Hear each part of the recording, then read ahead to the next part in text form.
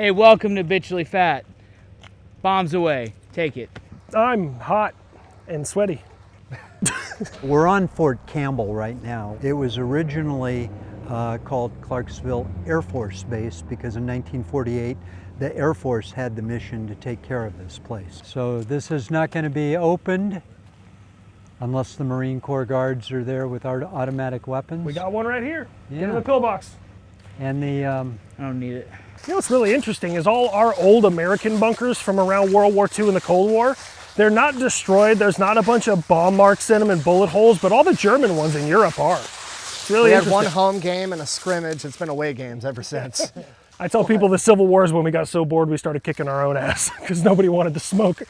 Like, look, I play a lot of video games and I'm almost positive there's loot at the top of that ladder. There's something up there, at least a purple. It ain't moving at all. Yeah, I just don't know if I could fit my fat self through the crushed part up there. I wonder how that even happened. Somebody was talking shit, got the people's elbow. anybody particularly good with locks? Used to be in a different life. Should all be the same key.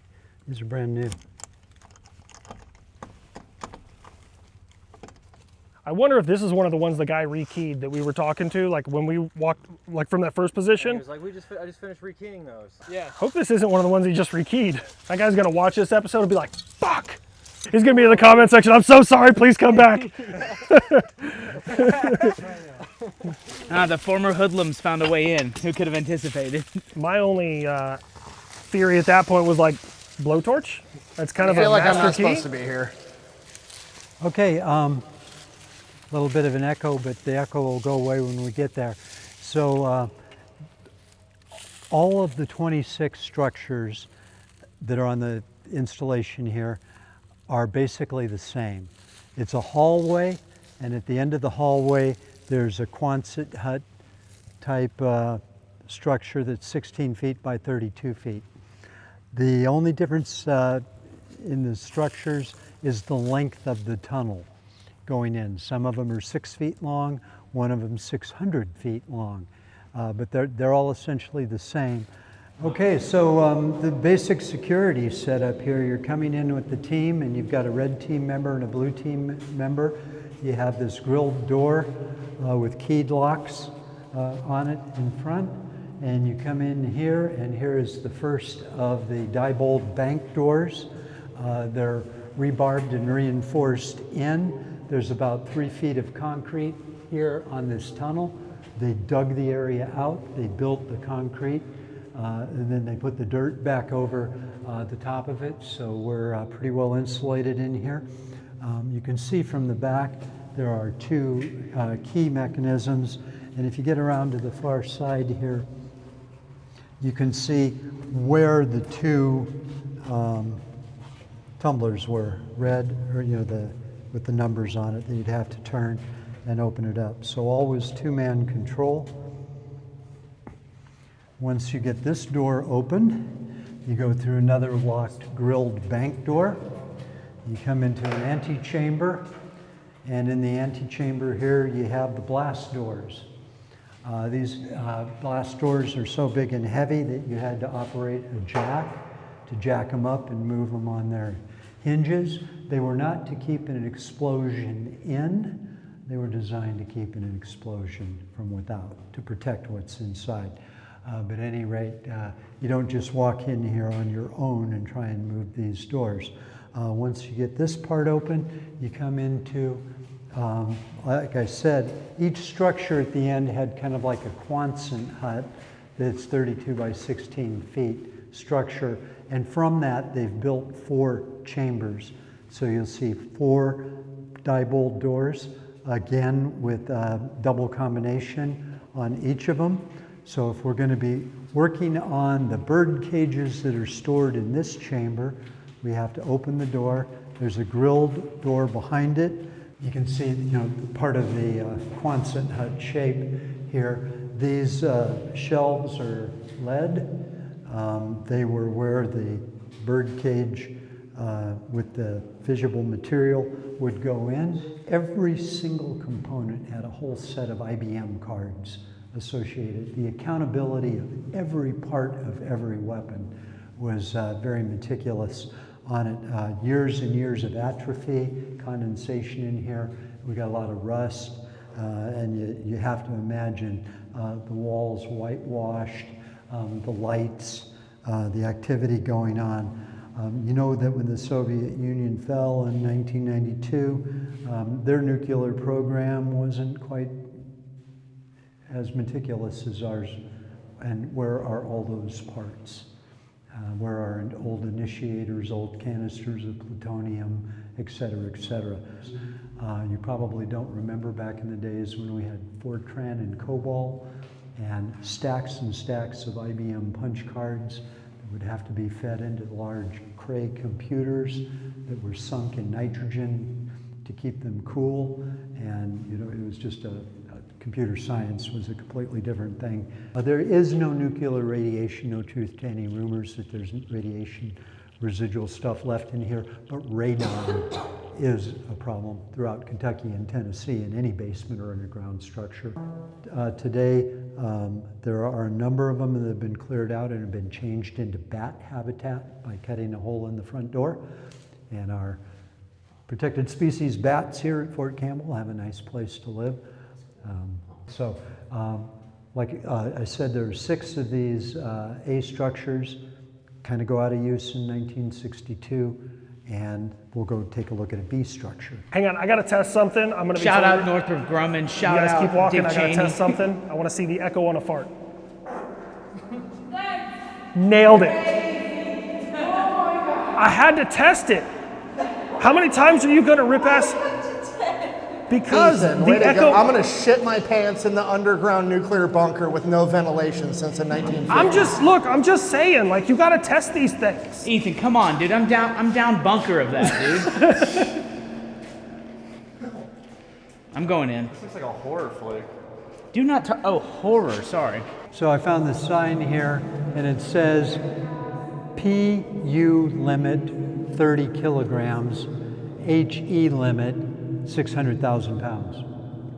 So what does this mean? Plutonium and then regular high explosives? Right, you can put 30 kilograms of plutonium in here. That was the limit. That would be a fissionable nuclear material.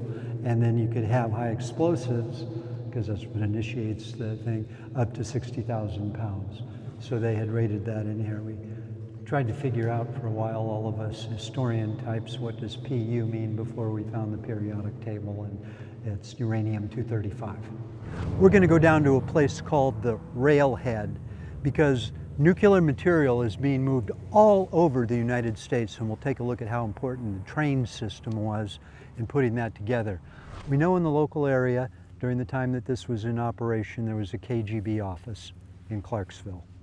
And we know that the FBI had an office in Clarksville to keep an eye on them, and the defense, the naval security detachments were here, and they would do the interviews with people who worked here, you know, trying to trip them up. If you made a mistake of saying what it was that was going on here, you were fired, you were gone immediately. The Soviets never tried to like get inside.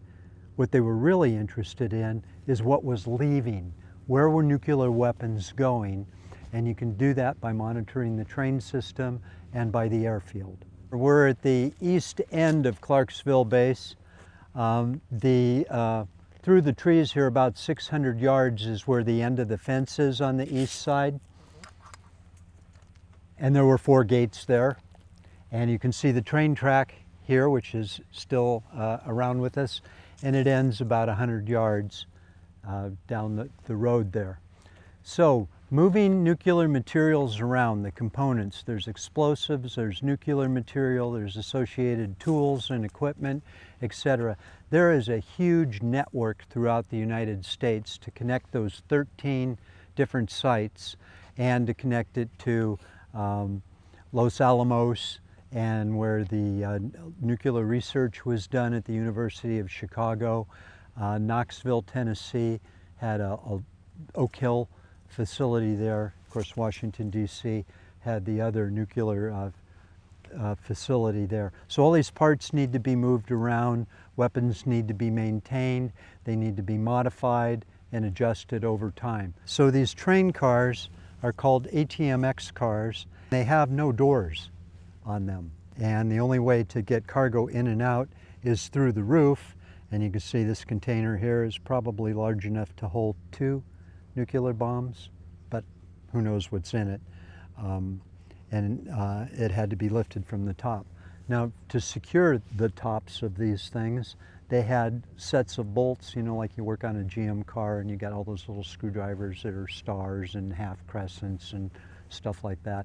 All the bolts that were on the top, you had to have the right ratchet to be able to undo it.